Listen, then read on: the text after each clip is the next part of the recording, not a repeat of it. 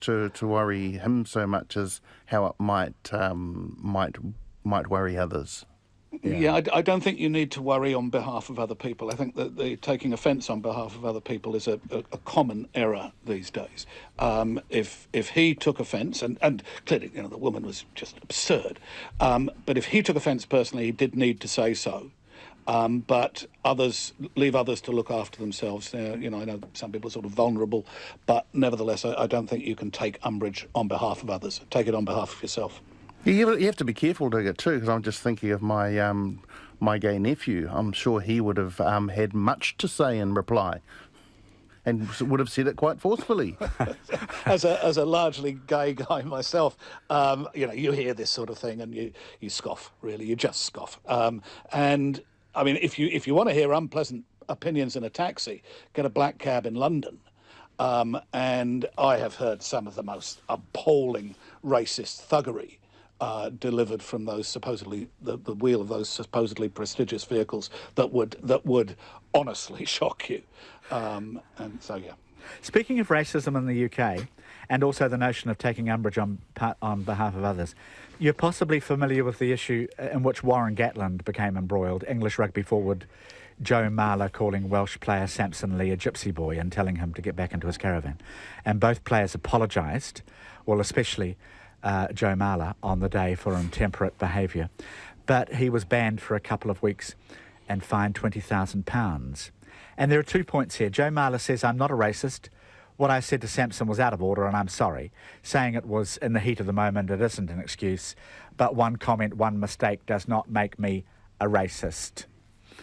Do you agree with that? And if so, even so, does it warrant the fine? What do you think? I think the guy who was the victim of the opposing prop didn't level any sort of complaint about it, as far as I'm aware. And again, it's someone else taking offence on behalf of someone else. And it's too easy to do that. And my sympathies, the old right-wing bigot that I am, my sympathies are with the guy who's been fined £20,000, I think, and given 2 days of suspension for that. No. I mean, gypsy, I mean, is that a foul piece of abuse?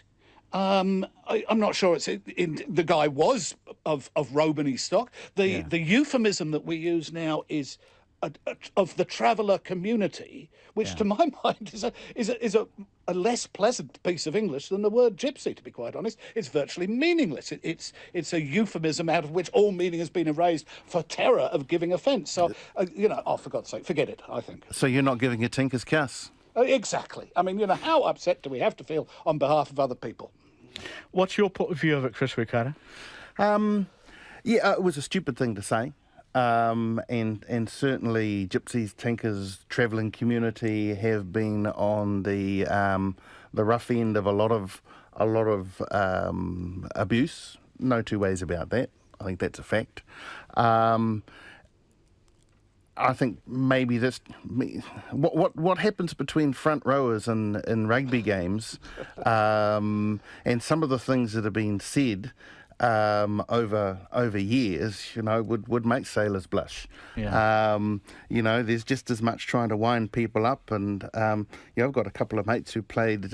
One was a hooker at a very high level, and he said, when he was a young up and comer, and the incumbent, who was something of a superstar, used to say the most vile things to him just to wind him up, because he knew the young fella was a hothead, and it was all about making him lose his rag. So the point made by the Harlequins director of rugby, Conor O'Shea, you wonder, he says, if we should just get rid of referee microphones. Should what goes on the field, in your view, then stay on the field, or are we better off all knowing who's sledging whom and who's racist? Oh, certainly, man. I mean, I have, when it comes to out-and-out racism, anything that deals to that, I'm probably in favour of. Lovely to have both of you on the panel today, the last one of the week. Thank you for your company, gentlemen. It's been a pleasure. Good to talk. Chris Wikata has been on with us, and also Joe Bennett. Thank you, everybody, for listening, and we're back on Monday with another week of the panel. Checkpoint with John Campbell now.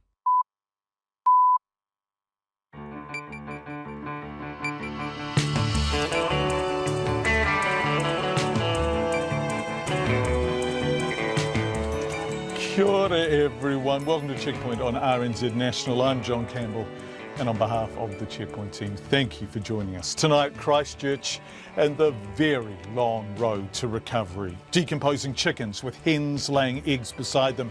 How one supermarket chain pulled that farm's eggs from its shelves while the other didn't. And a curious development in this story. We have a second take on the SIF review. When a boycott continues, even though the people who are being boycotted have gone and new owners have moved in. And a week after the Minister Jonathan Coleman ate something at Dunedin Hospital that actually looked quite good, we go back inside the hospital to find out what it's like when the Minister's not there. That plus Corey Jane playing his 100th game for the Hurricanes, one of rugby's good guys, reaching the ton. All of that and more in the next 90 minutes. But first, here's Katrina Batten with RNZ News. Kia ora, good evening.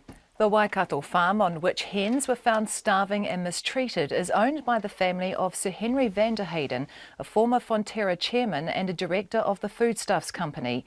Countdown supermarkets yesterday pulled the eggs from the farm off their shelves, but Foodstuffs supermarket chains are still selling the eggs. In a statement, Foodstuffs declined to say why it was keeping the eggs on its shelves, but it said, like any large company, it had processes to manage any conflicts of interest. A Christchurch homeowner says residents having to fight to get shoddy earthquake repairs fixed should never have happened in New Zealand. A petition with nearly 3,000 signatures calling for a Royal Commission of Inquiry was handed to the Labour leader Andrew Little in Christchurch this morning. A Ministry of Business, Innovation and Employment report into structural repairs revealed last year that more than a third of the surveyed homes failed to meet the building code. Sharon Toogood has been battling the Earthquake Commission over repairs to 4 homes.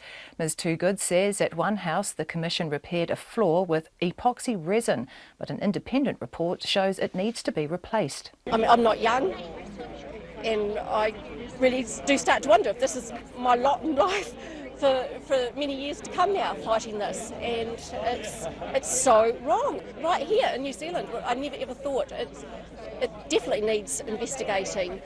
Quake-affected homeowner Sharon Toogood. The Finance Minister, Bill English, says he's pleased with the overall trend in the government books.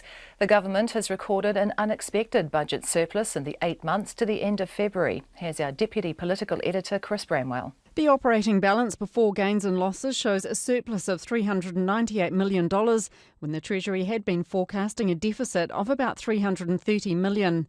Net debt was lower than forecast at $62.4 billion, equating to 25.3% of the value of the economy. The Green Party's finance spokesperson Julianne Genter says while net debt has dropped, it's still unacceptably high compared with when National took office in 2008. Bill English says as long as the government remains fiscally prudent, it will be on track to reduce net debt to about 20% of gross domestic product in 2020. From Parliament, Chris Bramwell. Syrian rebel forces have pushed militants of the Islamic State group out of a strategic town in northern Syria after days of heavy fighting. The town of Al Rai in Aleppo province has been a stronghold for IS as it sits on a border crossing linking Turkey to Syria. An Auckland College's production of Sweeney Todd has been cancelled after 2 students suffered cuts to their throats from a cutthroat razor at opening night. 2 16-year-old actors were injured during the second half of the show on Wednesday night. They've since been discharged from hospital. Yesterday, the head of St Kentigern College, Steve Cole, defended the use of a real razor as a prop, saying it had been blunted and wrapped in layers of duct tape, foam and paper. In a statement put out this afternoon, he confirmed the remainder of the show had been cancelled. He says it was decided it shouldn't go ahead while an investigation into what happened is ongoing. A Northern beekeeper who's lost hundreds of hives to a mystery poisoning says he believes it was sabotage. David Yankee, who has been operating Daykill apiaries near Taipa for more than 30 years, says 400 of his hives were hit over the Easter weekend, and tests by the Ministry for Primary Industries have ruled out natural causes. He says the high demand for Manuka honey has caused an explosion in the number of apiaries and is attracting criminal types. Now it's just greed, really, that's driving the industry. And I'm afraid it just brings people in that do this kind of stuff. And it isn't just happening to me. Every beekeeper you talk to has a story of hive thefts, hive damage, this poisoning. David Yankee says 5 years ago there were just a handful of apiaries in the area, and there are now 56 within 5 kilometres of his hives. Honey exports are worth $242 million a year, of which Manukau makes up 80%. In sport, the New Zealand golfer Danny Lee says he's had the Masters on his mind for some time, and it may have helped as he's made the ideal start to the first major of the year. Lee is tied for second, 2 shots behind the leader and the defending champion Jordan Spieth.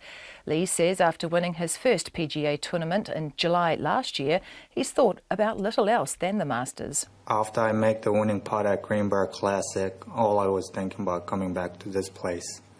And I was finally here. I got here a little bit early last Thursday and played a lot of practice round then. It's just, you can't ask for any better golf course. Golfer Danny Lee. The Chiefs are setting the benchmark once again for the New Zealand Super Rugby franchises, and it's something the Blues would like to emulate. The two sides meet in Hamilton tonight, with the Chiefs chasing their 10th straight win over the Blues. Blues coach Tana Umanga says the Chiefs franchise has a great thing going. We know they'll come out motivated and they've got plenty of confidence and running on a high. So for us, we're just going to go out there and try and match that and do what we do and enjoy it. Tana Umanga. Also tonight, the Crusaders play the Western Force in Perth, while the All Black Sevens play France in their opening game of the Hong Kong tournament. That's the news. Tonight on Nights, part 2 of our look back on the life and music of the late David Bowie. Melody Thomas examines the rules of gig etiquette. We have a sonic tonic dedicated to the sounds and songs of helplessness, and we begin a new series called The Why Factor, which tries to get to the nub of simple everyday questions which turn out to be not so simple after all, such as, just who are you? On Nights with me, Brian Crump, after the news at 7 on RNZ National. Met service weather to midnight tomorrow: Northland, Auckland, Coromandel and the Bay of Plenty. Cloudy periods with a few showers, some possibly heavy about coastal Bay of Plenty tomorrow. Waikato to Taranaki, including the central high country, fine spells with isolated showers. Gisborne and Hawke's Bay, cloudy periods and a few showers, turning to rain about northern Gisborne tomorrow evening. Whanganui to Wellington, also Wairarapa, cloudy periods with isolated showers this afternoon. Nelson, generally fine but isolated showers until tomorrow morning, mainly about the ranges. Buller and Westland remaining showers, clearing this afternoon and becoming fine. Isolated afternoon showers tomorrow. Fiordland and Stewart Island, cloudy periods and a few showers. Marlborough and Canterbury, isolated showers, clearing this evening and becoming fine tomorrow morning. Otago and Southland fine, and the Chatham Islands cloudy periods with a few showers later today and tomorrow morning. It's coming up to 5:08. Thank you very much indeed, Katrina. We begin tonight on Checkpoint with the conditions revealed in footage shot in a colony egg farm. That's a relatively new system of poultry farming. The footage showed dead and decomposing chickens in the same areas as hens still laying eggs. This was in a Waikato farm owned by the Van der Hayden family, which has former Fonterra chairman Sir Henry Van der Hayden as a director and shareholder. Yesterday, the Countdown supermarket chain announced it was pulling the morning harvest eggs, which come from the Hayden farm, from its shelves. But Countdown's rival, Foodstuffs, is not doing the same thing, and morning harvest eggs will still be available on the shelves at Pack and Save and New World supermarkets. Now, Sir Henry Van der Hayden is also a director of Foodstuffs North Island. We asked Foodstuffs if it's a conflict of interest that a company in which he's a director sells eggs to a company in which he's a director and continues to do so despite their main competitor taking those eggs from the shelves. In a statement, Foodstuffs says that, like any large company, we have very clear and proven conflict avoidance management processes. Foodstuffs is aware corrective action has been taken at the farm and will continue to sell the eggs. They are confident the same situation does not continue. John Darrick from Farm Watch filmed the footage inside the Hayden Farms facility. I first went into the farm about 8 months ago last year, and at that stage I realised that the hens hadn't been in the cages for particularly long. And I thought the cages weren't particularly great, and it didn't look like a very good farm. But I was really interested in what the hens would look like after they'd been in there for a good period of time. So I went back a couple of months ago now. I was about a month ago. And what I saw absolutely shocked me. Most obviously, there was a very large degree of defeathering, feather loss on the hens.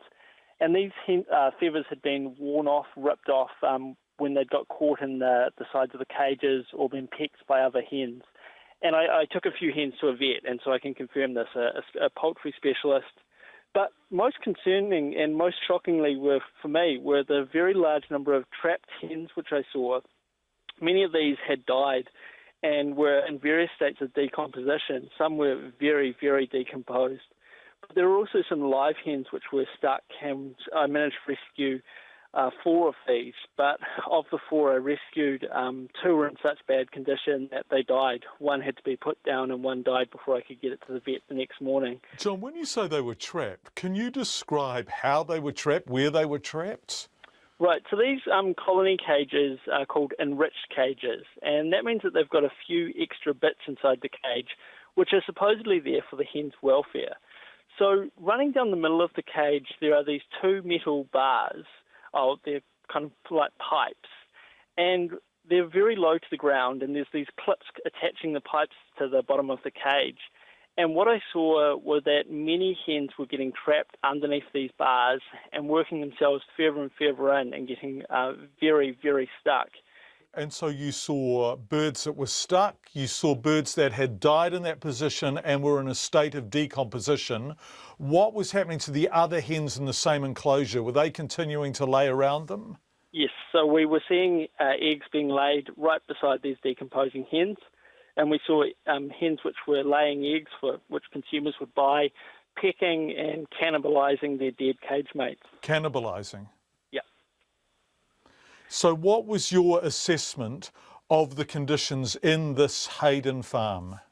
I was stunned. I've been going into battery farms, the old style of cage farms, for 10 years now, and I have never seen animals in the condition that these animals were in. I was absolutely shocked by what I saw. And John, can you be absolutely certain that was the Hayden farm? You're not confusing farms. The footage we've seen from there is from the Hayden farm. What you're describing is from the Hayden farm. Yep, I can absolutely confirm it. I've spoken to NPI on numerous occasions, and they've confirmed to me that it's Hayden Farm.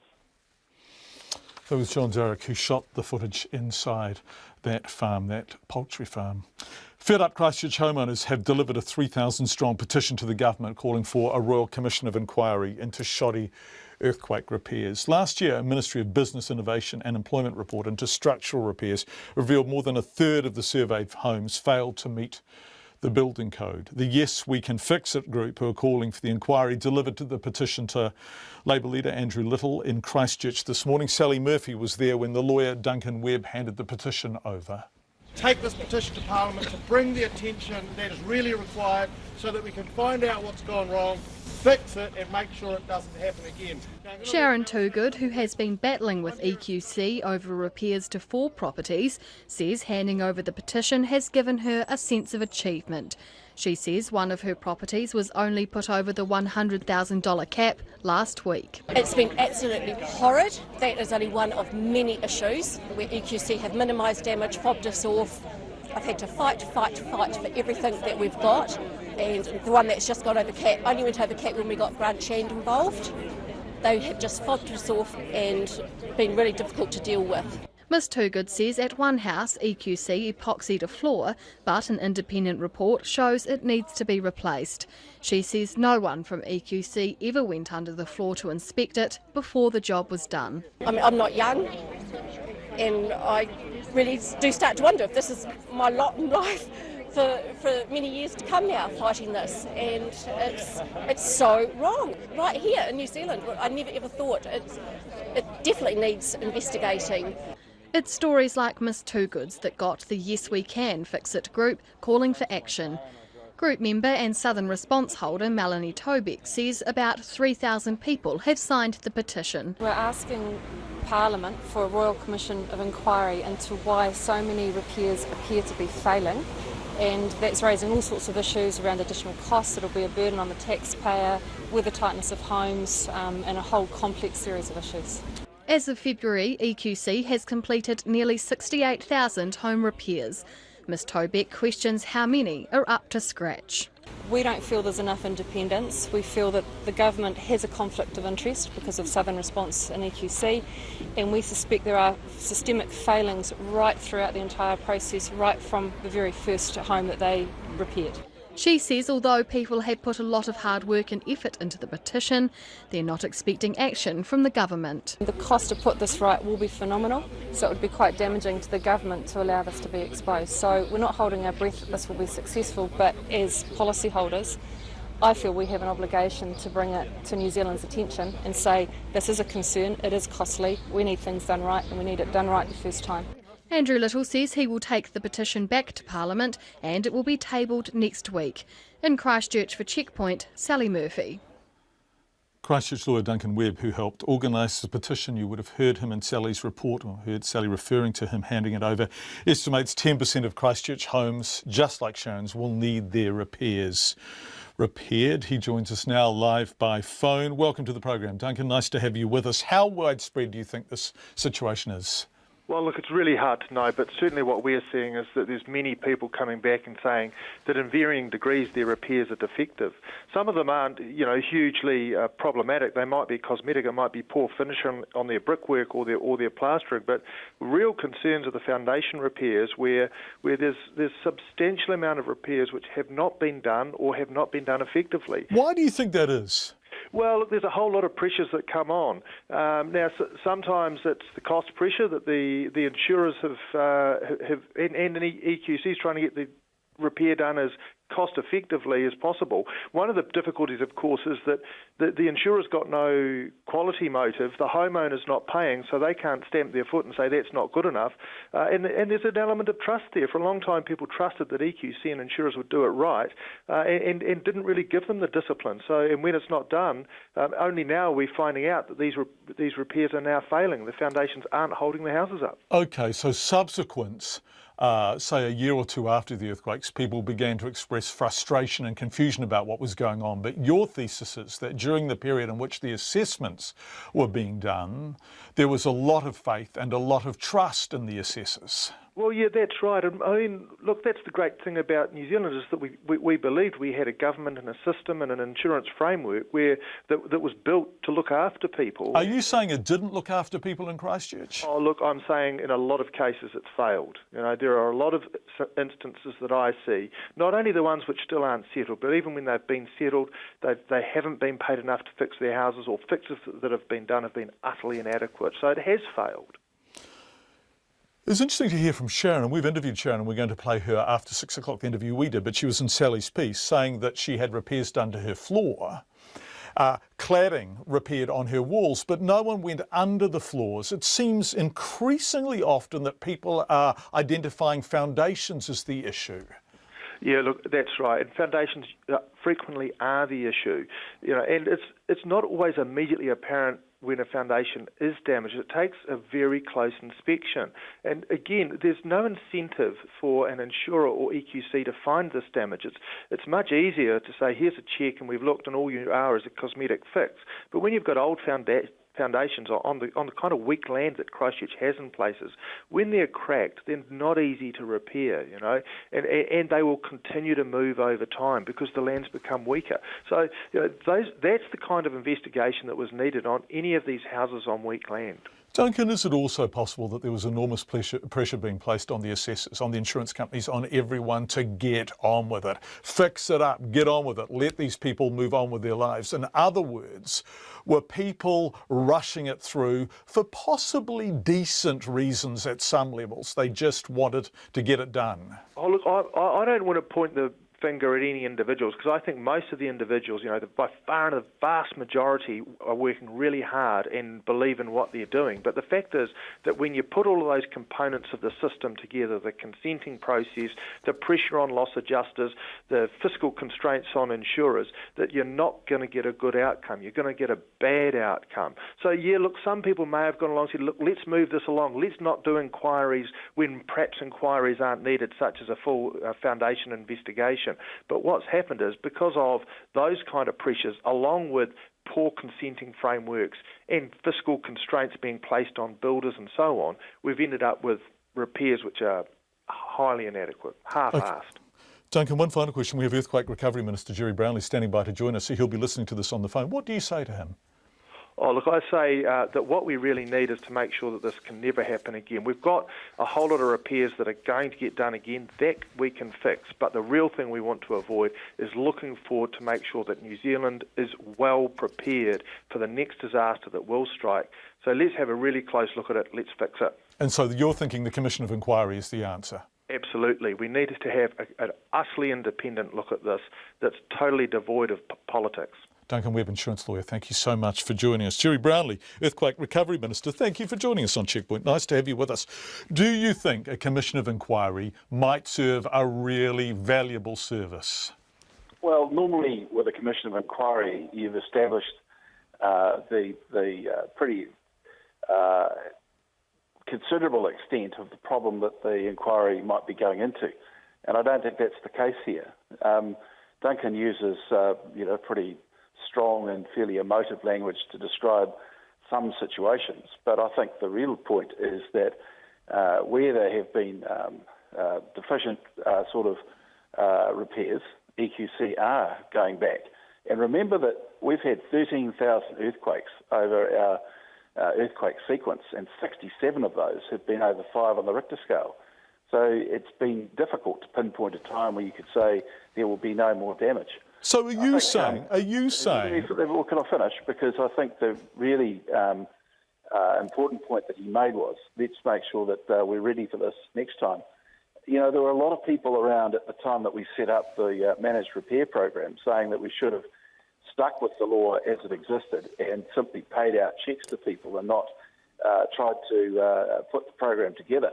It's because the program came together that you're now able to identify some of these problems. If people were out there on their own, paid out, and having to work with individual contractors, then I think you'd have a much worse situation. And I think, frankly, the current situation is being massively over-egged. And there is who by?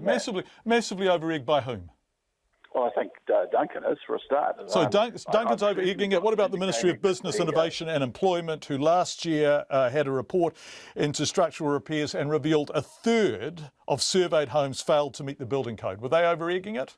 Well, let's be very clear that of the 167,000 building claims, they were talking about a very small number that they surveyed where there had been a jack and pack pile solution. And in the work that's been done so far, the requirement averages about $700 worth of work if it needs to be done at all. Okay. Is Treasury, Minister, is Treasury over-egging it with their major projects performance report, which, as you know, had one red light attached to one project, and it was the Christchurch Central Delivery Program, major issues with project definition, schedule, budget, quality and or benefits delivery. Are they over-egging it? Well, certainly, because there's 9 projects in that, 9 very large projects, totaling some many hundreds of millions of dollars. That report also was last October. I'd point out to them that there's been a huge amount of progress in the last 6 months on any number of those projects. And one of them, for example, I suggested was in trouble, is now open, has been since before Christmas, and is providing a lot of amenity to the city. I think you've misunderstood me when I said over-egging it. I'm not in any way diminishing the concerns that individuals will have if they're discovering problems post-repair with their houses.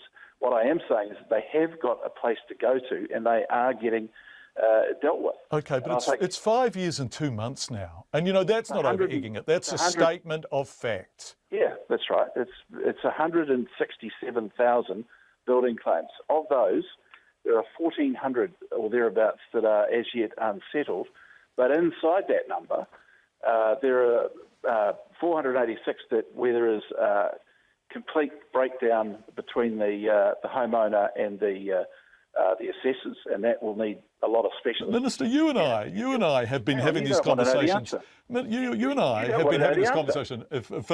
Look, I do want to hear the answers. You do give some of the longest answers and there's nothing wrong with that. Good on you for giving it a go. There's no 7-second answer here to any of this stuff. Yeah. There is no soundbite. for this stuff. It's important. Yeah, and so are questions.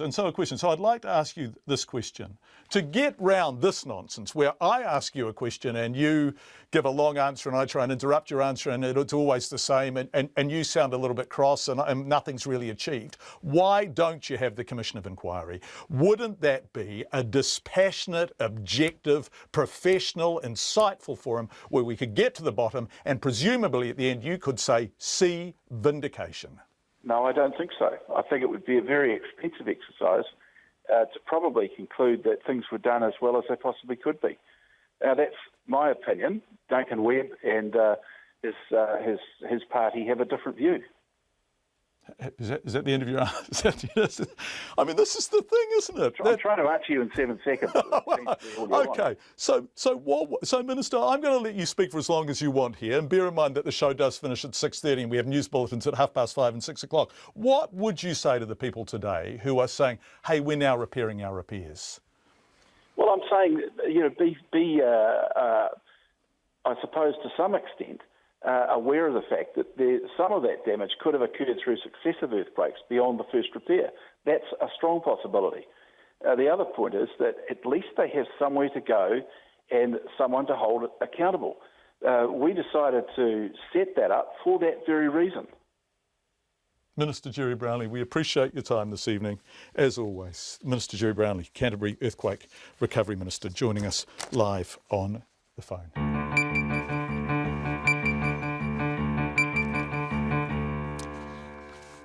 Coming up on Checkpoint, why a northern beekeeper suspects hundreds of his hives have been deliberately poisoned in a turf war over lucrative Manuka honey. Gosh, it's expensive now, that stuff.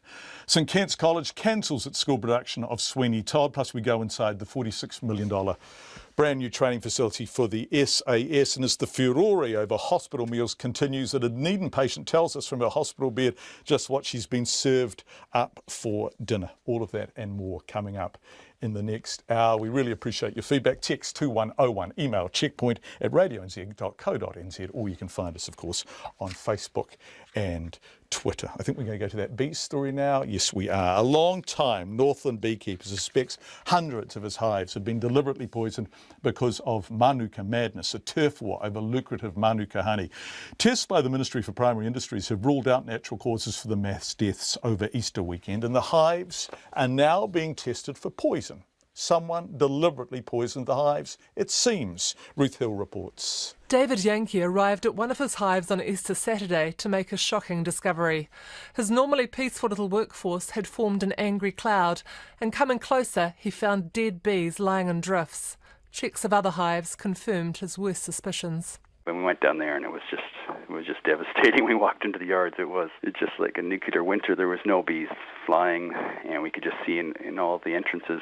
I have screened entrances, and there's just dead bees piling up in them. And each unit we went to, from one unit to the next, there was just the same thing where the bees were just acting crazy, boiling out of the tops of the units, the ones that were still alive, and falling to the ground. Mr Yankee, who has run Dakel Apiaries near Taipa with his partner Rachel Kearney for over 30 years, estimates 400 of their hives have been hit. He believes it was deliberate. 5 years ago there were just a handful of apiaries in the area. Now there are 56 within 5 kilometres of his hives. This valley is already way overstocked, and they think they can just pile more and more colonies in. And these people I suspect of this, I mean, real beekeepers wouldn't do something like this. This is just someone new in the industry that literally was trying to start up a beekeeping operation right near these nuke yards that I have. The couple can't yet put a price on their losses. They're still trying to salvage some hives, but bees are still dying. Tests by the Ministry for Primary Industries have ruled out exotic pests or diseases as a cause, and more tests are being done to determine the type of poison used. Mr Yankee blames what he calls Manuka madness, the lust for liquid gold. Now it's just greed, really, that's driving the industry, and I'm afraid it just brings people in that do this kind of stuff, and it isn't just happening to me. Every beekeeper you talk to has a story of hive thefts, hive damage, this poisoning. This is more extensive than anything else. The international appetite for Manuka honey and its celebrated medicinal properties has caused export earnings to grow by 23% a year in the last 10 years. And Manuka honey earnings are hoped to grow from about $194 million a year now to $1.2 billion by 2028. Ricky Leahy is the president of Apiculture New Zealand, formerly the National Beekeepers Association. He says beekeepers historically have been an honest bunch who respect each other's territory, and the rise in criminal activity is very disappointing. But the biggest problem is overstocking. A lot of people are newcomers to the industry, and perhaps they don't realise themselves the effects that they're having, even on themselves. Mr Leahy says how to limit hive numbers in certain areas will be a hot topic at the association's AGM in June. There may be a way, but we certainly do have to work on this issue very seriously in the near future. Definitely this incident has highlighted that need. A spokesman for the Ministry for Primary Industries says the incident at Dakel Apiaries is likely to be referred to the Environmental Protection Agency. The ministry received 4 reports of hives being poisoned last year, but some cases were thought to be accidental poisonings from pesticides. The police have confirmed they are investigating the suspected poisoning at Dakel and are awaiting the test results. For Checkpoint, Ruth Hill.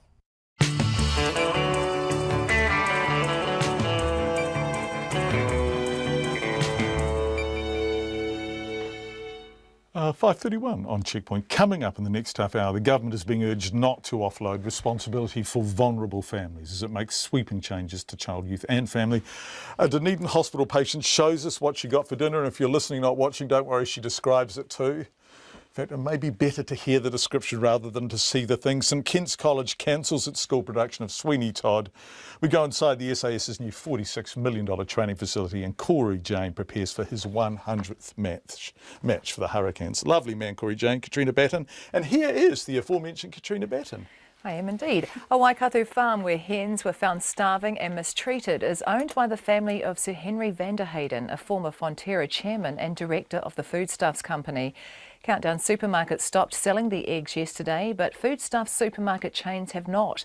In a statement, Foodstuffs said it had not yet seen the evidence that would require them to take the egg off its shelves.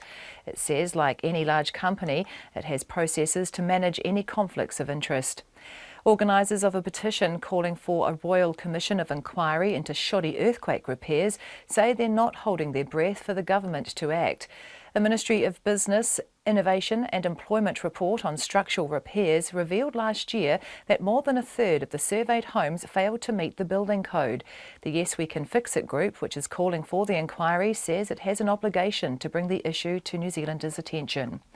A Northland beekeeper who lost 400 hives to a mystery poisoning says he believes it was sabotage. David Yankee says the high demand for Manukau honey has caused an explosion in the number of apiaries and is attracting criminal types. An Auckland College's production of Sweeney Todd has been cancelled after 2 students suffered injuries from a cutthroat razor on opening night. 2 16-year-old actors whose throats were cut during the show on Wednesday have since been discharged from hospital. St Kentigern's College says it was decided the performance shouldn't go ahead while an investigation is underway into what happened. The country's steel mesh testing capacity at the top level is about to double in direct response to the RNZ News investigation into seismic mesh. 2 labs have applied to be screened by the laboratory accrediting body RNZ, in addition to the 2 other labs currently accredited. RNZ says mesh suppliers want to make sure their test results are reliable after test failures took Eurocorp and Steel & Tube's seismic mesh out of the market. Those are the headlines. I'll be back at 6 with more news, sport and weather. Thank you very much indeed, Katrina. Let's turn to business news now with Jonathan Mitchell, who joins us live from Wellington. And Jonathan, it's a busy old time for industrial property. That's right. Well, Tainui Holdings and Kiwi Property Group have done a deal related to the Bays Shopping Centre, that big mall in Hamilton. Now, Kiwi Properties bought half of that site for close to $200 million and actually put another offer on the table for the remaining half. Tainui is going to consider that over the coming weeks and get back to Kiwi Property on that.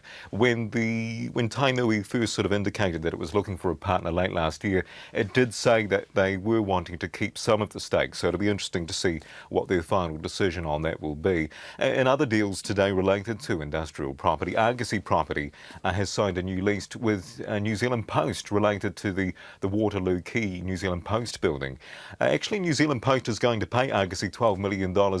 6 of that relates to the top 3 floors. They're going to terminate the contract on the top 3 floors, and Argosy will release those.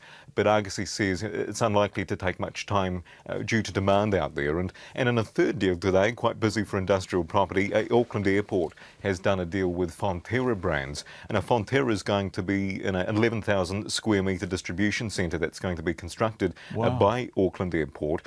And for Fonterra, it means it's going to help save costs and help with storage, reduce complexity and freight movements, because they're going to go from the current 7 warehouses they use to the 1 site in Auckland. So a fairly busy time. Just 3 deals today come out today.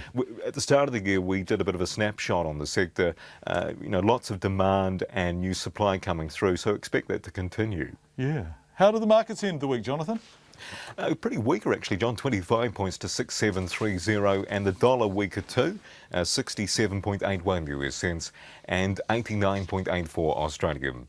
Jonathan Mitchell, it's been wonderful having you on the program this week. Week about, our business reporters do it, and Jonathan always does a fantastic job from Wellington. It's 25 to 6. Last night we told you 25 people have formally complained to the Southern District Health Board about the pre-packet frozen food it started serving at the start of the year. Southland Hospital ditched its in-house kitchen in January in favour of using Compass meals, which is shipped to the region. A month later, the DHB rolled out Compass meals in Dunedin Hospital too. Today, we've been inundated with stories and photographs from Dunedin Hospital patients and their families unhappy with the meals they're being served. Kim is a patient in Dunedin Hospital right now. She told us from her hospital bed what she got for dinner last night. Something resembling what I'd probably feed to my animals. I came in really positive because I'd heard all this stuff about the meals, and so I tried to be really positive, but my meal was a plate of cold mince with a half toasted hamburger bun. Probably my best meal's been my breakfast, cold piece of toast and cornflakes with milk. Sorry, because we have a photo of it, of your mince, and I don't think your description does it justice, because was it cold? So the photo doesn't relay that. Was the mince cold? It was cold. It was very cold. And I think there might have been one piece of carrot that you can see in it, maybe. And did you taste it? I tried, yeah, I had to try because I wanted to be a little bit positive and benefit of the doubt. And what did it taste like? It was a film on the top of my mouth, and it was just shocking. It was really shocking. I feel sorry for people who are eating it. My mother went out and bought me a meal last night, and on the way she met a young man who had gone out and bought a meal for everyone in his wife's ward because they have a new baby, and he said that he felt sorry for them having to eat that food. So he had got people a meal because they were breastfeeding mums. So the breastfeeding mums were being fed the same thing, that same cold mince? Well, I guess so. I don't know. I'm not on that ward, but he wasn't happy with what his wife was getting. So Kim, what's your take on this? Because the hospital's been getting a bit of a hard time, and they're saying to everyone, including to us, no, the food is fine. What's your take on it? Being in hospital, having been served the food, is it fine? No. Last year I was in here with my mother, and it was beautiful. And there was fresh vegetables, and the meals were great. And I would hate to see what they're taking back away from here. I like I say, I just feel sorry for the people that don't have someone to help them out. So were you able to eat food there, or is your mum catering for you, basically? No, my mum's bringing it in. And do you think there are lots of patients doing the same thing? Clearly that man on the births unit, and the births unit went obviously and got food for the other mums. So do you think that sort of thing's happening quite commonly in the hospital? Yeah, I do. I feel sorry for the people that are serving it. It's not their fault.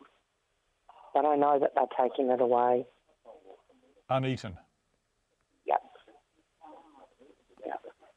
No, it's How long are you in there for, Kim? I hope to get out tomorrow. So I've been 4 days. And have the meals, has the quality of the meals been, other than the breakfast, which is cornflakes, and it's kind of hard to go wrong with those, has the quality of the meals been consistently poor? Yes. Especially if I'm comparing it to the meals last year that were in here. That were being served to your mum? Yep. That's Kim, a hospital patient at Dunedin. If you want to see what Kim was served, her plate of cold mince and the hamburger bun, it really is worth a look. It's on our website. Just go to our Facebook page and you will see a photo of it. And if you're in Dunedin Hospital listening, you want to send us some more pictures. It can't be much fun to eat, but we find them hugely amusing to look at. An Auckland College production of Sweeney Todd has been cancelled after 2 students suffered cuts to their throats from a razor at opening night. 2 16-year-old actors were injured during the second half of the show on Wednesday night. Our reporter Carla Penman has been covering this story. Hi, Carla. What's happened today? Well, this afternoon, there was a lengthy meeting which lasted most of the day, and the principal eventually put out a statement this afternoon saying that the remaining 2 shows, one was meant to be tonight and one tomorrow, they've been canned. Said that this is Steve Cole, who's the head of the college, says he was really disappointed that it had to come to this, but essentially there's too many investigations underway into what actually happened, so therefore they just didn't feel it was best. And now WorkSafe is investigating this incident as well. The police are also speaking with the school, and we understand as well that the cast, when they were told the news, they were brought to tears, and also there's also been talk, which we've heard about as well, that a sharp edge in the corner of this prop, which we know from what the principal said yesterday, it was a razor blade, it had duct tape, foam, paper wrapped around it, and despite all the health and safety checks, it failed on opening night. And the cast have said, or members of the cast have said that, a corner came out, and and the extra adrenaline as well on opening night is what resulted in the 2 students being cut and having to be hospitalised, though they have been discharged as well. Okay, so the school really felt it had no choice. The investigation's ongoing, no certainty about exactly what happened. They had to call it off. Everyone who has children who go through secondary schools and has gone along and watched the school production knows how hard those kids work. So the cast will be devastated, I suppose. Yeah, they definitely are, and that's the feeling that we've gotten. And all that hard work, they have been rehearsing since January, and they've done quite a few dress rehearsals to even get to opening night, so I imagine it would come as a bit of a blow. But I think it's also worth noting as well, I spoke to the head of the Auckland Performing Arts Centre, and she expressed a deep concern for the fact that it's actually yet to be clear whether they did bring in professionals, but she said that perhaps that they needed to bring in professionals and someone like a fight director to help the kids with these scenes, to make sure they're doing it safely, and that no matter how many times you do these kind of scenes, when you've got a knife put to someone's throat, something could go wrong, and that's obviously what happened here. Yeah. Carla Penman, thank you very much indeed for updating us. A $46 million training facility for the country's top soldiers opened with a bang today, literally. The normally ultra-secret world of the SAS in Papakura was shown off to media, including RNZ News. Defence reporter Kate Pereira Garcia has the details.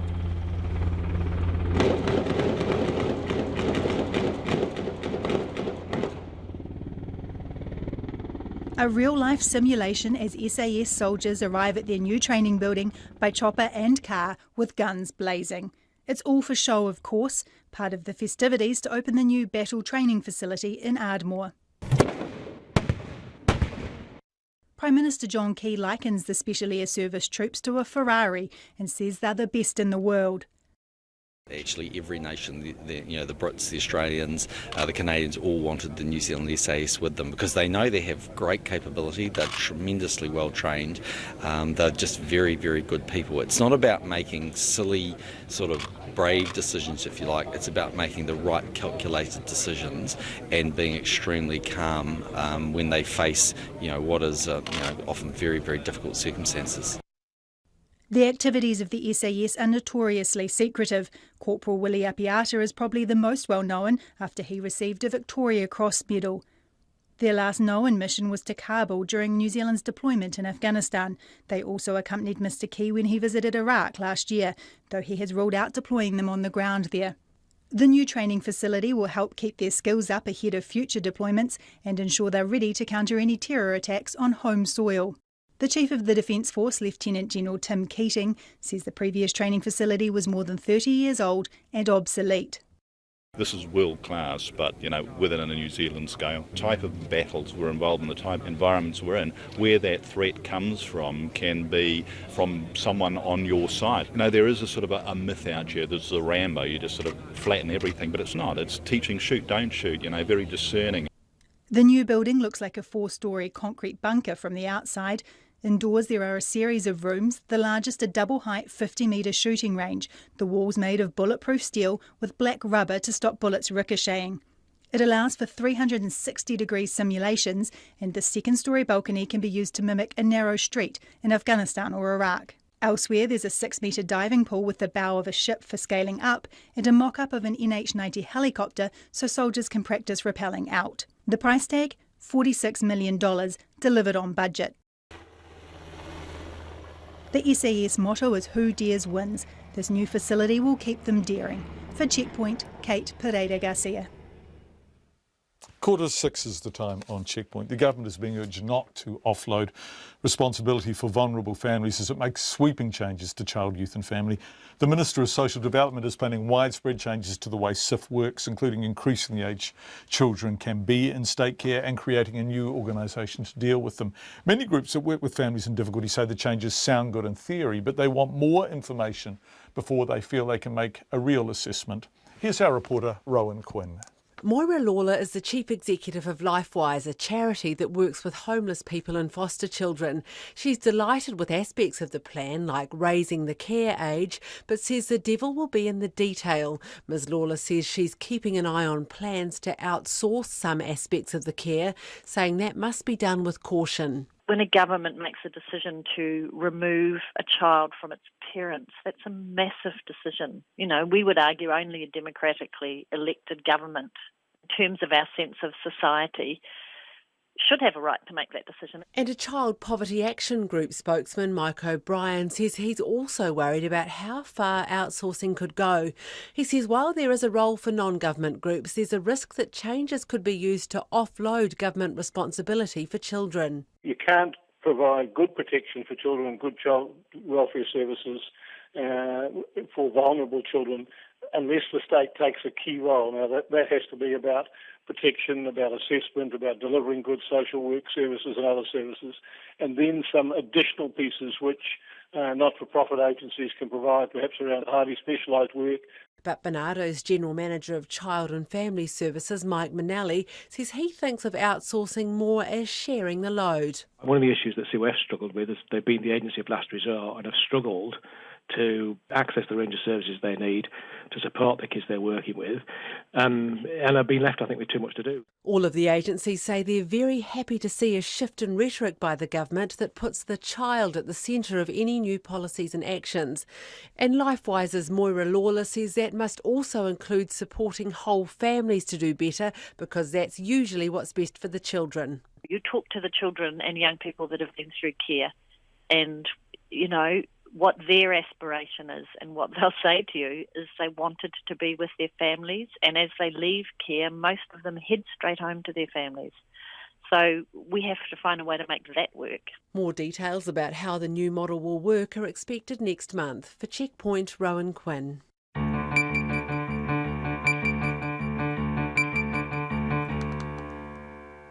It's 12 minutes to 6 on Checkpoint, and earlier in the program we ran a story about a call for a Royal Commission of Inquiry into shoddy earthquake repairs. The repairs are now being repaired in some cases. A 3,000 strong petition was presented in Christchurch today calling for a Royal Commission of Inquiry. We discussed it with Jerry Brownlee. He ruled it out. We heard from homeowners like Sharon Toogood, whose foundation repairs have to be re-repaired. We're going to talk to Sharon at length after the news. Listening to that interview, listening to all of that taking place, was another Christchurch family. Their repairs were assessed at less than $30,000. Their own structural engineer says their home is a write-off. Lots of these disputes, of course, you will have heard about them many times. The couple has just sent us a photo after their son moved a basket in his room this afternoon. If you're listening, it shows nasturtiums growing up from behind the skirting board. In fact, they're rather beautiful in a perverse kind of way. She says their foundations must need work too. In other words, there is a gap between the wall and the skirting board, and nasturtiums are coming up through the floor between the gap and growing in the room. they're quite tall, which is odd. If you're watching, you can see this on Channel 50, or if you want to, you can look on our website. We'll put the photo up. But this is just an example of immediate feedback after the interviews we've screened and, broadcast tonight. We'll have more on Christchurch after 6 p.m. Hurricanes winger, Corey Jane. It's funny, in this job you meet lots and lots of sports people, and some of them are just you have strictly professional relationships with, and they do the business and disappear without trace. Corey Jane is a delightful man. Absolutely delightful. A very fine advertisement, not just for the game of rugby, but for the spirit of the game. Anyway, having put in a personal plug for Corey, he concedes he's unlikely to play for the All Blacks again, but still believes he has another couple of years of Super Rugby left in him. The 33-year-old will play his 100th Super Rugby game on Saturday night when the Canes played the Argentinian side, the Jaguars, in Wellington. Jane, who's played 53 tests, big injury problem last season, of course, told reporters that despite being called granddad by some of the younger players on his side, he's still as enthusiastic as he was when he made his Super Rugby debut way back in the dark ages of 2007. It's cool to get to 100. I guess people always talk about 50s and 100s, so I guess to be there is pretty cool.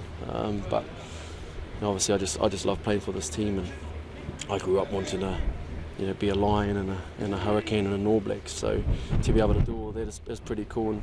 But I still love playing rugby.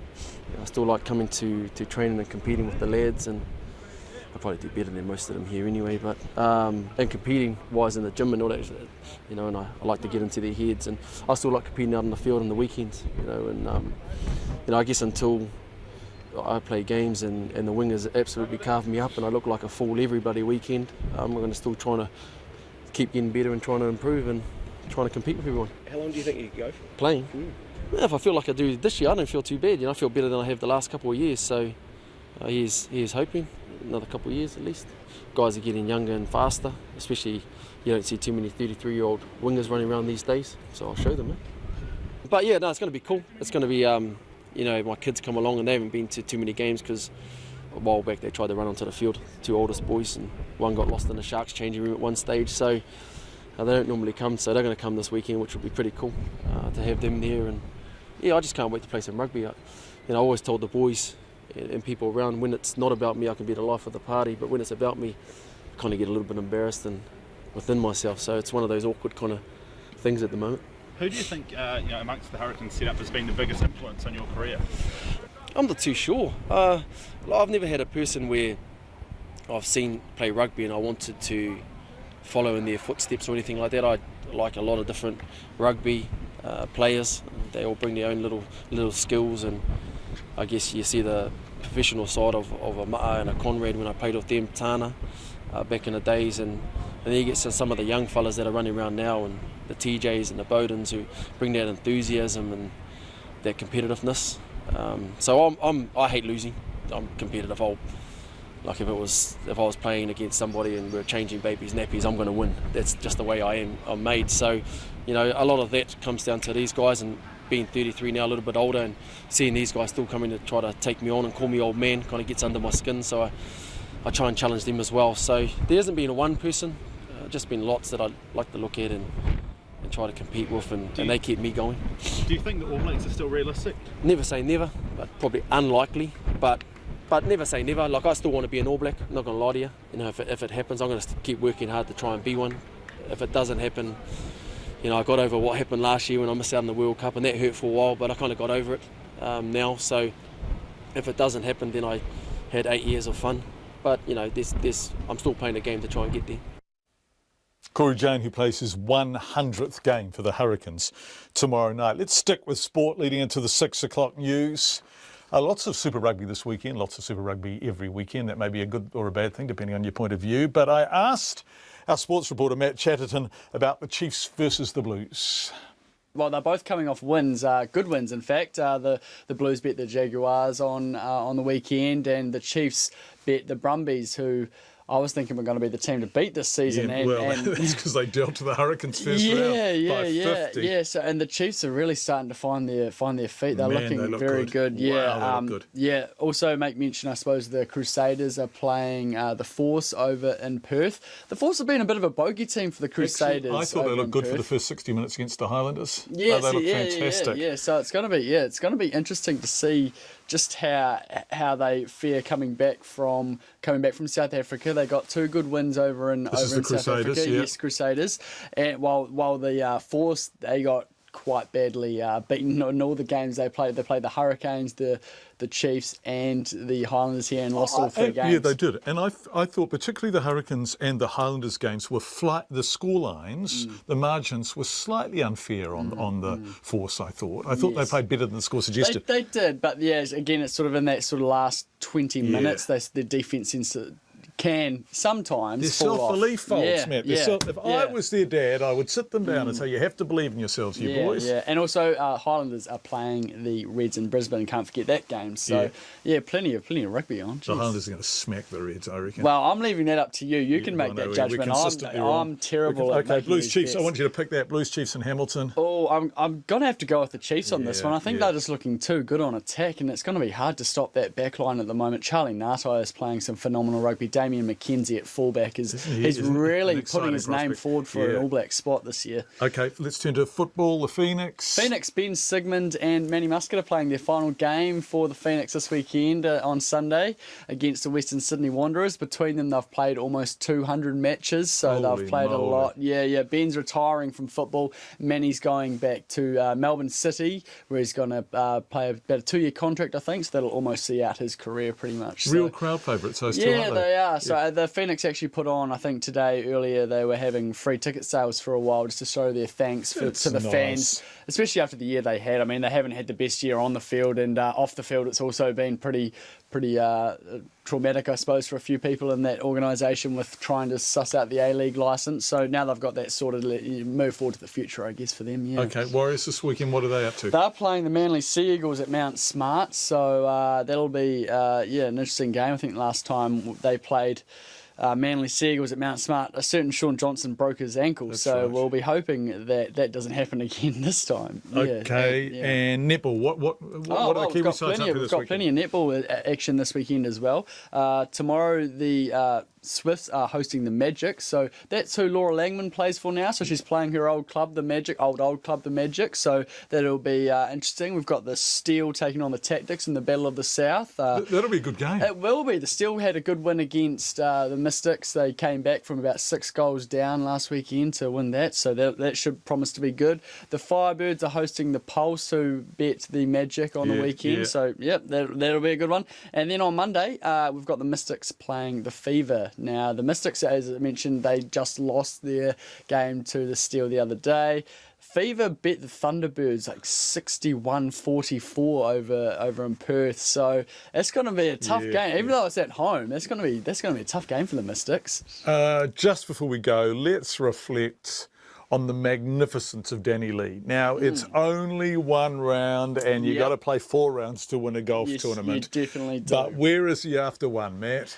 He is 4 under after the opening round of the Masters. Now, this, in terms of golf, for people that aren't golf fans out there, this is the biggest golf tournament in men's golf throughout the year.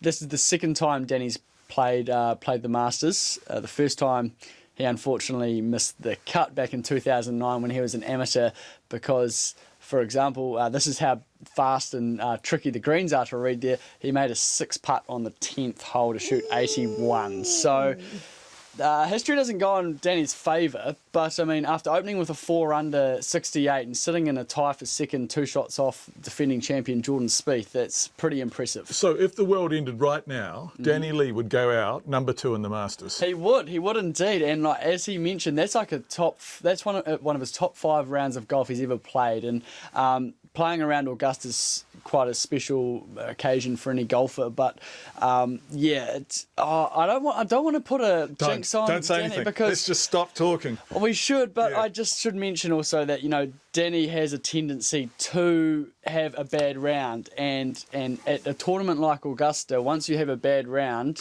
your tournament is over. So here's hoping he makes the cut, but I'm not holding out hope for Danny taking it out. I hate to say that to everyone listening and watching, but I think that there's other players in that field like Jordan Spieth, the defending champion, who's at 6 under, who are going to be hard to beat and possibly too tough for Danny. Matt Chatterton.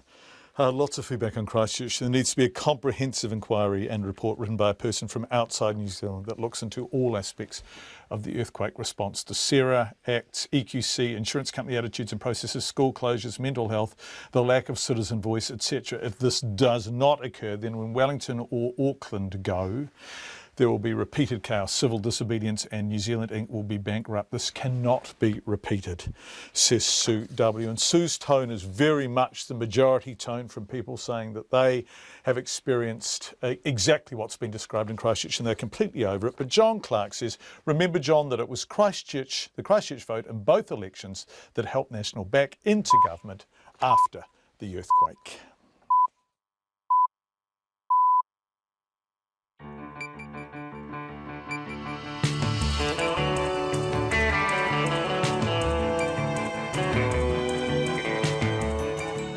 Kia ora everyone, you are with Checkpoint on RNZ National. I'm John Campbell. Thank you for being with us. Half an hour of the program left this week. And coming up, repairing the repairs in Christchurch, we talked to one homeowner calling for an inquiry and describing what happened in her phone. Bunny McDermott's priorities is the new boss of Greenpeace International, and the restaurant owner suffering from a case of mistaken identity. He's completely over it. All that and more in the next 29 and a half minutes. But first, here's the news with Katrina Batten. Ngā mihi nui, good evening. A Christchurch homeowner says residents having to fight to get shoddy earthquake repairs fixed should have never happened in New Zealand.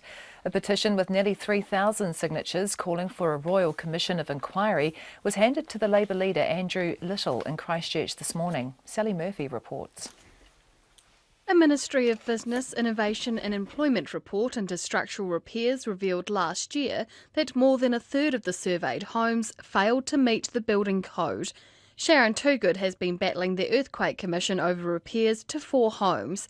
Ms Toogood says at one house the Commission repaired a floor with epoxy resin, but an independent report shows it needs to be replaced.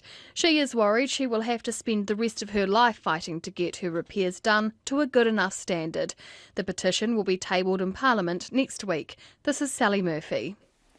The Waikato farm in which hens were found starving and mistreated is owned by the family of Sir Henry van der Heyden, a former Fonterra chairman and director of the Foodstuffs Company. Countdown supermarkets yesterday pulled the eggs from the farm off their shelves, but foodstuff supermarket chains are still selling the eggs. In a statement, Foodstuffs says it had not yet seen the evidence which would require it to take the eggs off its shelves, but it said like any large company it had processes to manage any conflicts of interest. A 15-year-old boy spent the night in a police cell in Nelson on Wednesday because Child, Youth and Family couldn't find a place for him to sleep. The teenager had appeared at the youth court earlier that day. This comes just 1 week after another 15-year-old boy spent 3 nights in a cell over the Easter break. In a statement, Child, Youth and Families General Manager of High Needs, Nova Salomon, says youth residences have a high turnover and when beds are full, social workers find alternative arrangements in the community. She says if a young person is deemed unsafe, they remain in police cells until a secure bed is found. A spokesperson for the Ministry of Social Development says the boy spent 1 night in the police cell and was placed in a residence the following night. A national body for beekeepers says a suspected poison attack on a Northland apiary is disturbing. 400 hives owned by Daykill Apiaries near Taipa were hit over Easter weekend, and tests by the Ministry for Primary Industries have ruled out natural causes. The president of Apiculture New Zealand, Ricky Leahy, says there has been a rise in criminal activity in recent years, but the biggest problem is overstocking, with more and more people being attracted into the industry. Definitely there is money being made out of Manuka honey, and a lot of people are newcomers to the industry, and perhaps they don't realise themselves the effects that they're having, even on themselves. Funny McDermott, isn't it? Ricky Leahy says the industry could not look at ways to limit hive numbers in certain areas, and it will be discussed at the association's AGM in June. The chair of Te Runanga o Ngaitahu, Sir Mark Solomon, has spoken out about an historical sexual abuse case in Kaikoura, saying the complainants are some of the bravest people he knows. Sir Mark says he's been campaigning for some time to stamp out all forms of violence and abuse within Ngaitahu communities. On the Runanga website, Sir Mark says the descendants of Kuri, the hapu in Kaikoura, are facing a challenging time. Sir Mark, who's from Kaikoura, says his whānau have found it difficult living within the community, knowing some of their whānau had been perpetrators of or victims of sexual abuse. It's been reported a kaumātua has been convicted on sexual abuse charges. Sir Mark says the hapu is addressing the issue as a community rather than ignoring the issue and sweeping it under the carpet. The auctioneer of Goldie's last portrait says he believes the buyer is a New Zealander who wants to keep the painting in the country. The descendants of a Ngāti Manawa tohunga featured in the 1941 oil painting have been worried it will be exported overseas. Here's Te Manukorehi reporter Lee Marama McLaughlin. The portrait of Whare Koti Tahuna sold for a record-breaking $1.2 million on Wednesday night, leaving his relatives upset and determined to find a way to keep the painting in Aotearoa. But they might not need to do so. The director of the International Arts Centre, Richard Thompson, says while he can't reveal the identity of the buyer, he believes it's a New Zealand citizen who wants the painting to stay here. If the buyer changes their mind, the Ministry for Culture and Heritage would have to give permission for the portrait to be taken overseas. Ko Lee Marama McLaughlin, tēnei. In sport, the New Zealand golfer Danny Lee overcame a recent split with his caddy to make a great start to the US Masters at Augusta National. Lee shot a 4-under par 68 to be tied for second, 2 shots behind the leader, defending champion Jordan Spieth. Lee split with his caddy 3 weeks ago and admits it still plays on his mind. It was a very, very tough decision for me, and I'm still a little bit upset about it, but we're a little bit thinking about the different stuff out on the course, and it wasn't matching up very well, and I wanted to bring my A game this week because it means a lot. Danny Lee. The Phoenix will farewell 2 of their defensive stalwarts in their last A-League game of the season against the Western Sydney Wanderers on Sunday. Ben Sigmund is retiring while Manny Muscat is heading to Melbourne. 35-year-old Sigmund admits his last season has been a tough one. It's been a hard year for me, injury-wise and illness and what have you, but again, how hard I've worked to make sure I get out for this last game is something to be proud of, I think. And, you know, all the obstacles that get put in your way, and you know, as I said, hopefully I can just walk out there with my kids and enjoy that moment. Ben Sigmund. The US-based New Zealand swimmer Matthew Hutchins has gone under the Rio qualifying standard in the 400 freestyle at the Canadian Olympic Trials in Toronto. And the Chiefs are favoured to extend their winning streak over the Blues to 10 Super Rugby games when the 2 sides meet in Hamilton tonight. That's the news. Tomorrow morning, a history of New Zealand women that takes in race suicide, illegitimacy and miscegenation. British writer Caitlin Moran on what growing up working class did for her, why we need to be nice on social media, and the importance of duffel coats, and what's been discovered about cancer during 40 years of research. Join me, Philippa Tolley, in for Kim Hill, tomorrow morning on RNZ National. The Met Service weather to midnight tomorrow, Northland, Auckland, Coromandel and Bay of Plenty. Cloudy periods with a few showers, some possibly heavy about coastal Bay of Plenty tomorrow. Waikato to Taranaki, including the central high country, fine spells with isolated showers. Gisborne and Hawke's Bay, cloudy periods and a few showers, turning to rain about northern Gisborne tomorrow evening. Whanganui to Wellington, also Wairarapa, cloudy periods with isolated showers this afternoon. In Nelson, generally fine but isolated showers until tomorrow morning, mainly about the ranges. Bulla and Westland, remaining showers clearing this afternoon and becoming fine. Isolated afternoon showers tomorrow. For Fiordland and Stewart Island, cloudy periods and a few showers. Marlborough and Canterbury, isolated showers clearing this evening and becoming fine tomorrow morning. Otago and Southland, fine. I think that's the best place to be tomorrow. And the Chatham Islands, cloudy periods with a few showers later today and tomorrow morning. It's almost 6:08. Thank you very much indeed, Katrina. Thank you. Katrina's doing very well with the Super Rugby picks, aren't you? Oh, no, I didn't do very well last week. Week last week. Yeah, it's bad. But I think everybody else got a really good week, the week that I got a good week. Yeah. So, yeah. When you get a good week, if this is a picking competition, you try and pick the winners and the margins in the Super Rugby competition. Yep. When you get a good week, you feel so triumphant. It's actually fantastic. yeah. It's like being a lottery winner. It is. It's kind of embarrassing. But you're doing it with every other person, so yeah. Anyway, good luck this weekend, Katrina. Thank you. See you Monday. After 5 this evening, we looked at the rally in Christchurch earlier today. About 100 people gathered outside the Canterbury Museum to call for a Royal Commission of Inquiry into earthquake repairs. You will have heard us talk about this with Jerry Brownlee about half an hour ago. A petition containing almost 3,000 signatures was presented to Labour leader Andrew Little, also calling for an inquiry. Now, one of the people who signed the petition and one of the people who was at the rally was Sharon Toogood.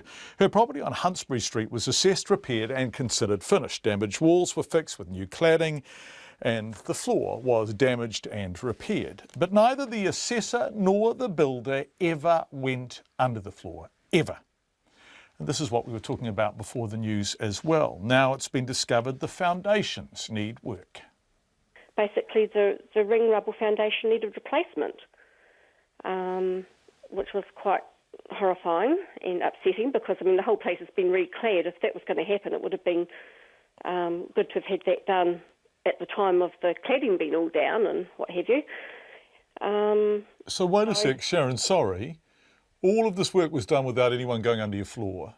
The work is done, including your home being reclaired. Yes. And then you are told after that you need new foundations. Well, that's only because I'd initiated off our own bat to get an expert to go under because I needed reassurance. Our floors creak and they sort of bounce in places. The splitting in the TNG in the kitchen area. I keep getting told that that's just sort of drying out and the creaking's just what happens, but it's quite horrendous and it was never like that in the years prior to the quake. Okay, so where are you at now with your foundations? Okay, where we're at now is in a couple of weeks someone is coming from EQC with someone from a firm called Concrete Solutions to have a look under the house, and this will be the first time. And my fear is that this is looking at some kind of epoxy resolve. And in information I got through the Official Information Act, an internal report within EQC has stated that epoxy repairs, that post-quakes, epoxy repairs to individual cracks in ring rubble foundations is futile. That's basically the quote, something along those lines. So what's your assessment of the fact that the work was done without anyone having gone under the floor, that you had new cladding put on, that all of this has taken place, that EQC presumably thought that that was all that you required and that that was satisfactorily completed, and now it appears that the foundations were dodgy all along and may need remedial work or replacing? Well, it's really frustrating and disappointing and I probably can't say on. Say it. Radio, Sharon, have a go. Have a go. Oh, it's wrong. It's shocking. It's unbelievable, except I'm experiencing it, so I believe it. I know it to be true, and I'm in Facebook groups and I see other people going through the same things, and it's just shocking. So can we go back to your initial assessment? What's your sense of why that was so cursory by the sound of things? Well, I don't know, because they didn't go in the roof either, and I've had to fight for the roof damage to be acknowledged. So where did they go, Sharon? Sorry, these aren't resolved yet. 5 years later, these are not resolved. These are still in process, and EQC have shut me down numerous times, and I keep edging my way back to say this isn't on. They say case closed and refer me to the Ombudsman. We're in the class action with this property as well. It's far from a done deal. We're not out of the woods by any means. This has been going for years. So you're now going to have to repair the repairs? Well, I don't know if we're going to repair the repairs. Somebody's going to repair the repairs. We pay insurance. We're fully covered. I don't see how it's on us. But if it had been done right the first time round, if someone had, for example, the temerity to actually go under the floor and look at the foundations, would you be in this situation now, do you think? Oh, definitely not. Sharon Toogood, who is one of the people who was at the rally in Christchurch today calling for a commission of inquiry. Her house was repaired. Now it needs more repairs. 6:13. New Zealander Bunny McDiarmid has this week got her feet under the desk at her new job, co-leading Greenpeace International with American Jennifer Morgan. The two are the first women to take the helm of the global environmental organisation.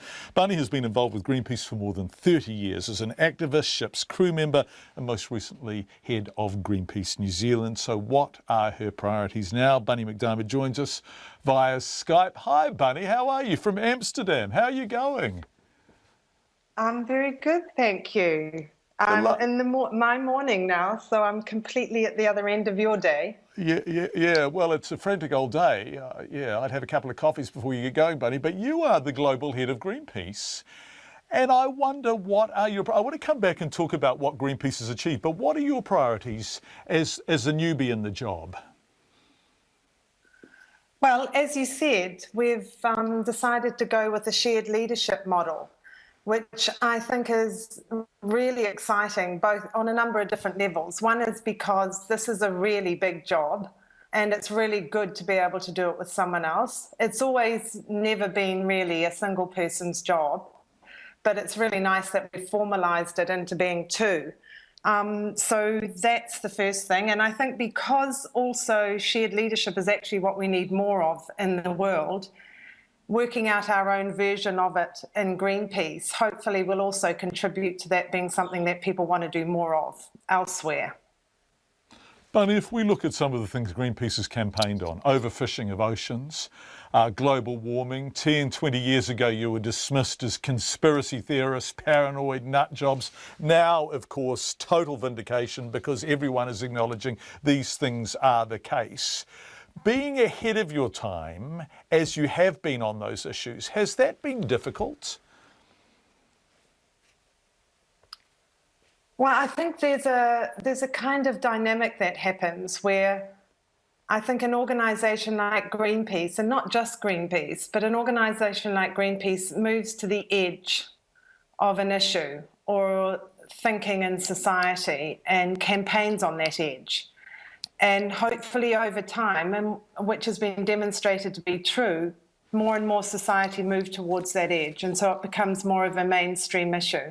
And then I think it's up to Greenpeace to then move again out to the edge, which can sometimes be a bit scary because you're trying to take people with you. And sometimes when you move to the edge, you lose people. And then you have to campaign in order to bring people with you again. So we have to keep moving forward. But progress can be slow and frustrating at times, but sometimes it can be brilliantly disruptive and you can make a giant leap forward. So yeah, it's challenging, but it's also absolutely necessary and wonderful when those great leaps forward happen. What edge are you moving to next? What's the most important campaign for Greenpeace, do you think? Well, I think it's not necessarily one single issue. I think it's about the whole basket, basically. What we're seeing is that a lot of the systems that we've been living with for many, many years are actually broken. They're not working.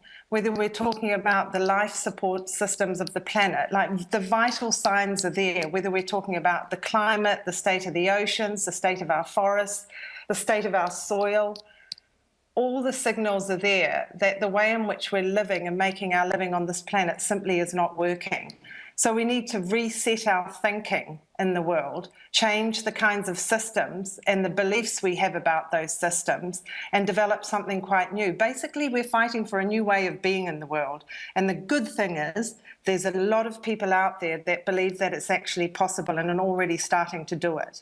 I mean, even when you look at the huge uptake of renewables and the shift in thinking that's gone on around renewables, which is really a huge part of it, That's the kind of direction we have to continually keep going. So it's not just about a single issue that needs to shift. It's the mindset around how we're living on the planet and how we're living with each other that really needs to shift. The problem is, bizarrely, quite mainstream politicians are saying exactly the same thing. And if we go back to Paris, there are a whole lot of people in very expensive suits standing around using exactly the same words.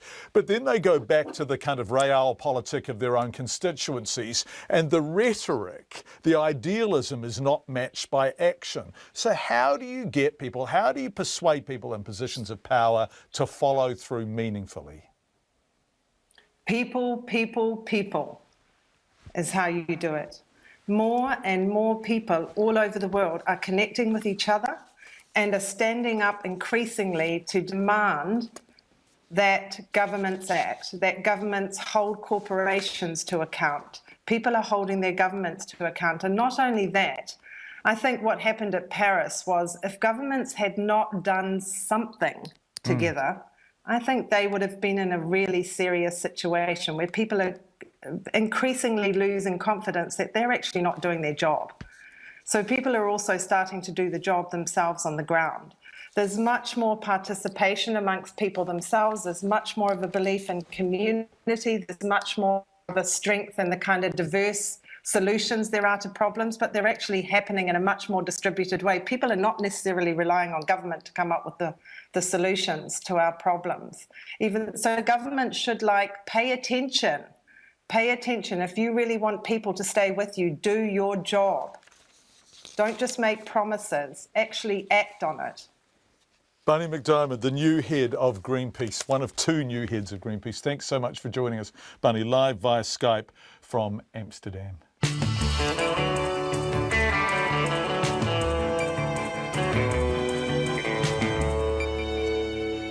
Coming up on World Watch PM at 6:30 with John Greaves, Russia is taking the lead in conflict resolution, and officials of several American states and cities ordered to avoid unnecessary travel to Mississippi. More on that in about 10 minutes. A New Zealand spider is thought to be the fastest in the world at snapping up prey with its jaws. International researchers have found the Zearchia, found only in New Zealand, was so fast they had trouble recording its bites with a high-speed camera. Maya Burry reports.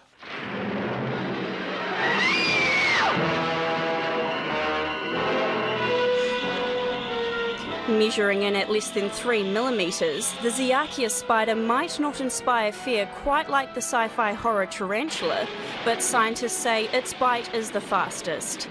The fastest, but not the meanest. University of Canterbury professor Simon Pollard explains. People immediately think of these fast spiders as being the most venomous. You've got to remember that 1 to 3 millimetres long, and their fangs are probably going to be something like maybe half a millimetre. Now, I mean, it would be shocking if they were, huge, the size of cows, and they lived in our forest and could do this, but it's just interesting biology. The new study by US scientists, published in the scientific journal Current Biology, looked at the trapjaw spider family, which only live in New Zealand and South America. It found the Zearchia spider species from that family was able to snap its jaws shut in under 1/10 of a millisecond, 100 times faster than some other trapjaw spiders. And Auckland University professor Gregory Holwell says it's an exciting discovery, but no one knows how it's done. The power that these jaws are able to exert on what they're clamping down on is a higher amount of power than is actually possible using muscle. So there's some other mechanism that's causing their jaws to clamp that quickly and forcefully, but the researchers, and certainly I, don't know what that mechanism is yet. Dr. Holwell says there's still much to be learnt about the spider, which lives in moss and leaf litter in New Zealand forests. The curator of natural history at Canterbury Museum, Cor Vink, agrees and says studying these creatures could eventually allow humans to make machines, even robots that move in similar ways. It's yet another tiny spider that we didn't really know about in New Zealand. I guess it's just the amazing mechanics of it, trying to understand that, and maybe there's some sort of benefit down the line if we have an understanding of that we can apply to our own machines as well. Dr. Vink says there's an estimated 2,000 species of spiders in New Zealand, with 95% of them found nowhere else in the world. And while this new discovery might be great for spider lovers, those with arachnophobia might find it a little unsettling. For Checkpoint, Maya Burry.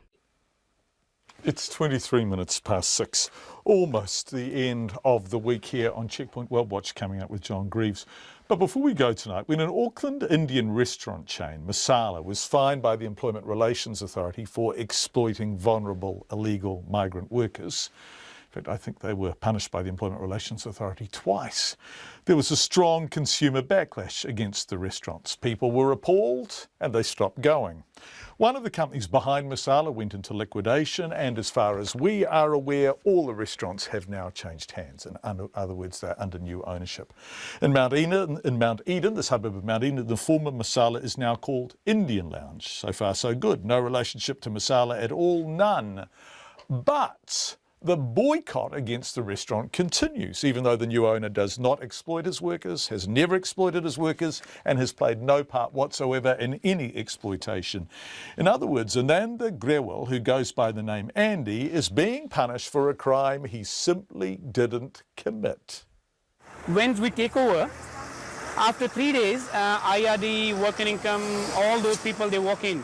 They thought we are still Masala, but when they see the name change, everything, and they sit with us, so we show them everything because we are open book. Everybody's getting more than whatever they're supposed to get. I'm saying way above than minimum wages. Our chefs are probably getting around $1,000 plus wages. We have three chefs, and that's work and income, or maybe Labour Department can see that anyway if they want to check it, or IRD or something. And this is what I can do. Means I can tell the departments I can't put the things outside to convince people. We're paying a minimum means good wages to people. You know, I wish I could do that. I could put my pay slips outside on the wall to see people can see. So what are you paying your chefs? To be honest, from the last 3-4 months, I'm not taking anything home. Andy, what are you paying your chefs an hour? Probably $19 hourly. Okay. There's three different chefs. They all have a little bit up and down different wages. Probably $18 to $20, I can say. Okay. And so if people still think you're Masala, what do they say to you? Mate, it's very hard to convince people because some people come and fight with us because we changed the price from $10 to $13. And they are not happy with that. They say, why you increase the price? I say, mate, I can't afford with $10 because we are paying the, reasonable wages to our staff. For that, we have to increase the price because the $10 price is from, Masala was doing it from last 8 years. And we can't afford $10. We have to increase, maybe another 6 months, we have to finish this special. We can't run any more specials with these expensive things now. Everything is so expensive. And high rent, high wages, everything going up. And the people want us to bring the price down. Nowadays, if you go to any place, you buy soup for $15, $16. And we're selling curry, rice, naan, and soft drink. For 13 bucks? For 13 bucks. And people still complain. I said, so what you want me to do? Go back and start paying $2 to these people and bring down to $8? We can't do that. So people have to support us so we can run this place nicely and the way it should be in New Zealand. Andy, do you own other former Masalas or just this one? Mate, I used to run a coffee club in Newmarket. We used to own that. We sold that place and we bought this one. And this is the only place we run because I live down the road as well. I always want to, I love this place. It's a beautiful location in Mount Eden, which is the most beautiful area in New Zealand for living. And I always want to buy this. So it was a good opportunity I buy, but I didn't realize it's going to be a lot of bad things come with that, which we are struggling from last few months. Take us for a tour of your restaurant, Please. Andy. Thank you, mate, thank you. And I'm really glad you guys come in. I wish I could do that before. There's the entrance. That's Andy, my manager. Talk us through it, Andy. So we're at the bar now. Yes, that's Sukhbir. She's my manager. And she come and join us from Tauranga. She used to work for Tauranga. She used to work for other Indian restaurants. She used to work for Bollywood as well. Andy, can you ask her from me, are you a good employer? Okay, it's okay. Can you explain them? I am a good employer. The time he took over, I joined with him. It's like 6 months ago, and it's my best experience I've ever worked with any Indian restaurants. That's a very nice thing to have said about you, Andy. And where are the chefs? Are the chefs cooking yet? Are they out the back doing the $13 lunch special? A curry, a rice, a naan bread and a soft drink for $13 as opposed to $10 when they were being exploited by the previous owners. That's right. We're going to come there for our Christmas party, Andy. Please, mate, please. I love to see you. I love you. I love you and Leighton Smith. He just joined us. I joined last week. Last week, yes. Are you happy with me? Yes. Yes, thank you. You're very nice. All started very nice. Thank you very much. Can you see the smile on him? It's not a fake smile. I didn't pay him for that. So, if you're boycotting masala, it's not masala any longer. Almost the end of the week, lots and lots of feedback on Christchurch. Your EQC story is very common in the CHRP. I project manage these repairs and have seen hundreds of these examples myself. The foundation issue and sewer drains issue is a very big sleeping dog in Christchurch due to poor assessment approach of EQC and EQR in the first 4 repairs. Now, that person says, I project manage these repairs. This person is a former complaints staffer for EQC, and he or she says the main issue with repairs of EQ damaged homes were the woefully inadequate assessment by hordes of unqualified assessors being rigidly adhered to by the politically appointed Fletcher EQR. Thanks. Lots and lots of feedback along those lines. That's the end of Checkpoint for the week. We're going to take a shot of the control room so you can see part of the, someone press the button, there it is, so you can see part of the excellent team. Checkpoint is the combined work of RNZ News and our fantastic permanent staff led by Pip Keane, and we are delighted to make, and Catherine Warbridge, we're delighted to make the program for you every week. Have a lovely weekend. Good night. RNZ News headlines at 6:30. The Earthquake Recovery Minister says there doesn't need to be a Royal Commission of Inquiry into shoddy repairs in Christchurch. A national body for beekeepers says a suspected poison attack on a northern apiary is disturbing. A 15-year-old boy stayed in a police cell in Nelson on Wednesday night because Child, Youth and Family couldn't find a place for him to sleep.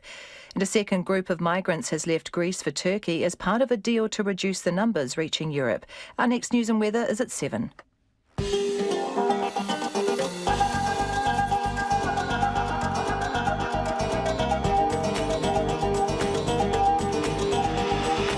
Welcome to World Watch PM. I'm John Greaves. Tonight, Sudan's controversial president visits Darfur. Another world leader admits to offshore dealings in the light of the Panama Papers. And a very rare and important find in Scotland.